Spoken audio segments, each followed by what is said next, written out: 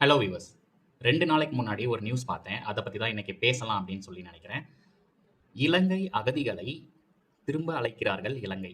அதாவது தமிழ் அகதிகள் இலங்கைய சார்ந்தவங்கள இலங்கை அரசாங்கம் திருப்பி அவங்க நாட்டுக்குள்ள அழைக்குது. இத பத்தி நீங்க என்ன நெனைக்கிறீங்க? 2009ல நடந்த ஸ்ரீலங்கன் சிவில் வார்ல நெறையா இலங்கை தமிழர்கள் இடம்பெயர்ந்து தமிழ்நாட்டிற்கு ரெஃப்யூஜீஸா வந்திருக்காங்க.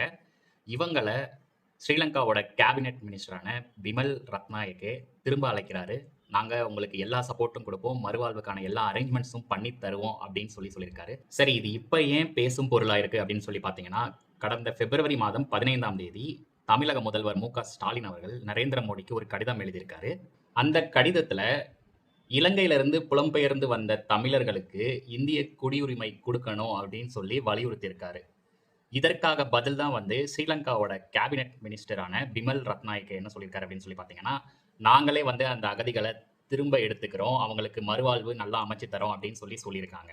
2009 இருந்து 2025 உட்பட்ட காலங்களில் கிட்டத்தட்ட 18,542 இலங்கை தமிழர்கள் தமிழ்நாட்டிலிருந்து மறுபடியும் இலங்கை சென்றிருக்காங்க.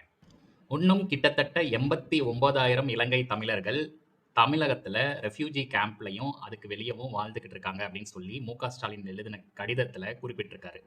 இந்த 89,000 இலங்கை தமிழ் அகதிகள்ல கிட்டத்தட்ட 40% இந்தியாவிலே பிறந்தவங்க. இவங்க இலங்கையை பார்த்தது கூட கிடையாது. யோசிச்சு பாருங்க, கிட்டத்தட்ட 1,00,000 பேரு அவங்களுக்கு இந்திய குடியுரிமையும் கிடையாது, இலங்கை குடியுரிமையும் கிடையாது. இந்த மாதிரி எந்த ஒரு நாடையும் சேர்ந்து இல்லாம அவங்க வாழ்க்கை வாழ்வாதாரம்லாம் எப்படி இருக்கும்னு யோசிச்சு பாருங்க. நம்ம கிட்ட எல்லா ப்ரூஃபும் டாக்குமெண்டேஷன் இருந்தாலும் கூட ஏதாவது ஒரு கவர்மெண்ட் ஆஃபீஸ்க்கு போனோம் அப்படின்னா ஸ்மூத்தா எந்த ஒரு ப்ராசஸையுமே முடிச்சுட்டு வர முடியாது. அப்படி இருக்கும்போது குடியுரிமையே இல்லாம இந்த மக்கள் எவ்வளவு கஷ்டத்துக்கு ஆளாயிருப்பாங்க அப்படின்னு சொல்லி யோசிச்சு கூட என்னால பார்க்க முடியல. தமிழக முதல்வர் ஸ்டாலின் ஐயா அவர்களே, நான் உங்களுக்கு கேட்கறது ஒரே ஒரு கேள்விதான். உங்களுக்கு உண்மையிலேயே இவங்க மேல அக்கறை இருந்திருந்தா இதையே நீங்க தேர்தல் நெருங்குற நேரத்துல பண்ணியிருக்கணும். ஏன் 5 ஆண்டுகள்ல இதை பத்தி ஏன் நீங்க யோசிக்கல? இதை ஏன் நீங்க முன்னாடியே பண்ணல? இதுக்கு முன்னாடி ஆட்சி செய்த கவர்மெண்டா இருக்கட்டும், அவங்களும் இதுக்கான நடவடிக்கை எதுவும் எடுத்து வச்ச மாதிரி தெரியல.